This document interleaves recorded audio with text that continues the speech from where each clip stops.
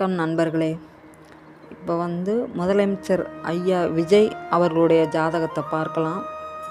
அவர் 1974 சென்னையில் பிறந்திருக்காங்க.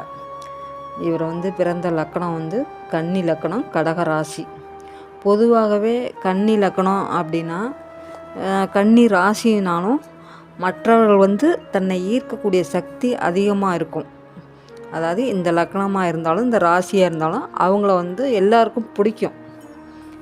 அப்போ விஜய் ஐயாவோட அவர்கள் சினிமா வாழ்க்கை வரலாறு எப்படி வந்தது அப்படிங்கிறத பார்ப்போம்.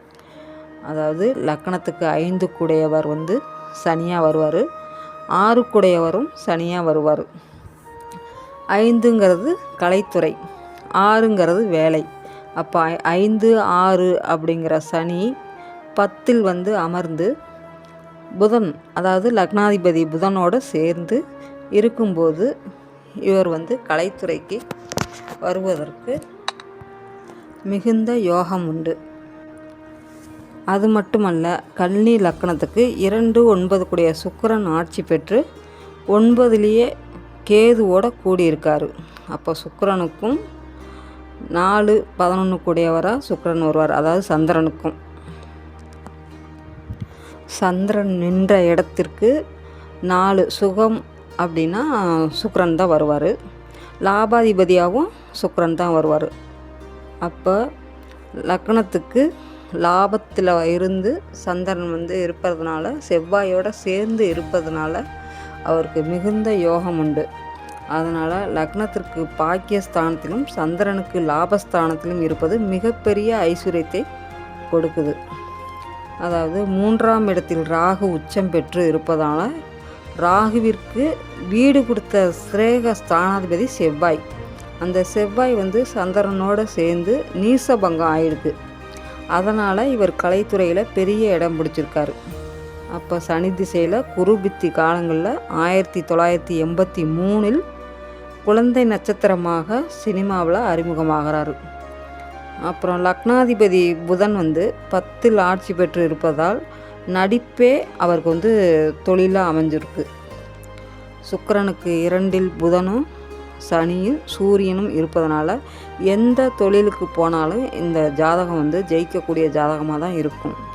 அதைவிட லாபாதிபதி சந்திரனும் லாபத்துக்கு பஞ்சம கர்மாதிபதி செவ்வாயும் சேர்ந்து 11லேயே இருப்பது மிகுந்த செல்வத்தை அடைந்திருப்பாங்க. முதலமைச்சர் விஜய் ஐயா அவர்கள் அரசியலில் எப்படி வெற்றி பெற்றார் என்பதை பார்ப்போம். அவருக்கு இப்போ சுக்கிர திசையில் குரு புத்தி நடக்குது. அந்த சுக்கிர திசையில் குரு புத்தியில் முதலமைச்சராக ஆயிருக்காரு.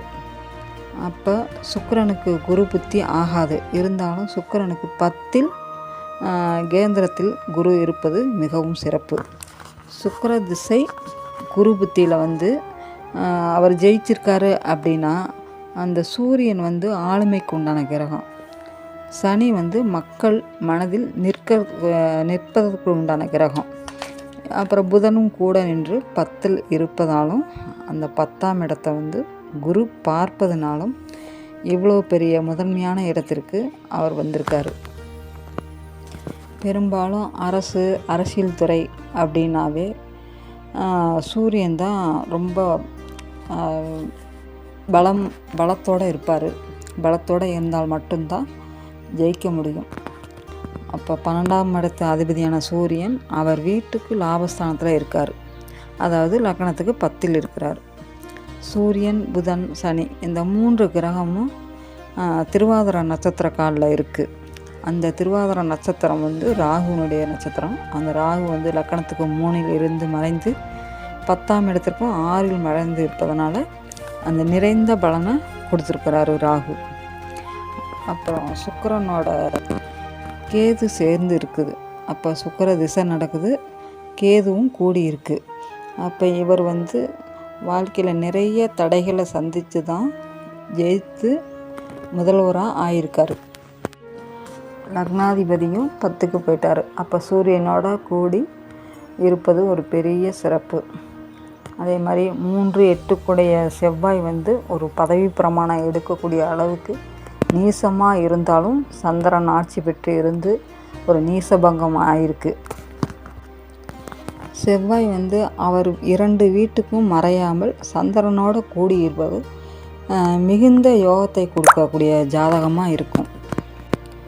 தனது சொந்த வாழ்க்கையில் பிரச்சனை வருவதற்கு காரணம் என்ன அப்படின்னு பார்த்தா, லக்னத்துக்கு 7 குரு வந்து 6இல் மறைவது நல்லது தான். ஆனால் 7ஆம் இடத்து அதிபதி 12இல் மறைஞ்சிட்டார். அதே குரு வந்து 12இல் மறைகிறது தவறு. கணவன் மனைவி வந்து தற்காலிக பிரிவு. ஏன் அப்படின்னா சுக்கிர திசை குரு புத்தி, அதாவது சுக்கிரனுக்கு குரு ஆகாது இல்லையா. அதனால் 7 அதிபதி வந்து குருவுக்கு சுக்கிரன் வருவார். அப்போ சுக்கிரன் வந்து யாருன்னா 7ஆம் இடத்திற்கு 3, 8 வருவார். அப்போ குரு புத்தி நடக்கும் காலகட்டத்தில் வந்து அவங்க பிரிவு சூழ்நிலை ஏற்படுது. இது வந்து 24/9/2026 வரையும் இருக்குது. அதுக்கப்புறம் சுக்கிர திசையில் சனி புத்தி வரும் காலகட்டங்களில் இந்த பிரச்சனைகள் வந்து எல்லாம் சரியாகிவிடும். அதுக்கப்புறம் ஐயா முதல்வர் வந்து விஜய் அவர்கள் மீண்டும் 2033 அந்த காலகட்டங்களில் முதல்வராகவோ அல்லது பிரைம் மினிஸ்டராகவோ வருவதற்கு மிகுந்த யோகம் உண்டு. அப்போ வந்து சூரிய திசை நடக்கும்.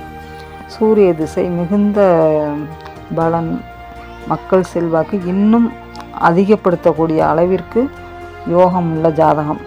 அவர் வந்து மக்களிடத்தில் ஒரு நீங்காத இடத்தை பெற்றிருப்பதும் 3ஆம் 8ஆம் அதிபதியான செவ்வாய் வந்து நட்பு கிரகத்தோடு சேர்ந்து இருப்பதும் அது கூடி லாபஸ்தானத்தில் இருப்பதனால இவர் வந்து உலகமெங்கும் போற்றி புகழக்கூடிய அளவிற்கு பெரிய ஒரு உயர்ந்த மனிதராக இருப்பார். நன்றி. இந்த தகவல் உங்களுக்கு பயனுள்ளதாக இருந்தால் இந்த வீடியோவை லைக் செய்து, இது போன்ற பயனுள்ள ஜோதிட தகவல்களுக்கு சப்ஸ்கிரைப் செய்து பெல் பட்டனை அழுத்துங்கள். நன்றி.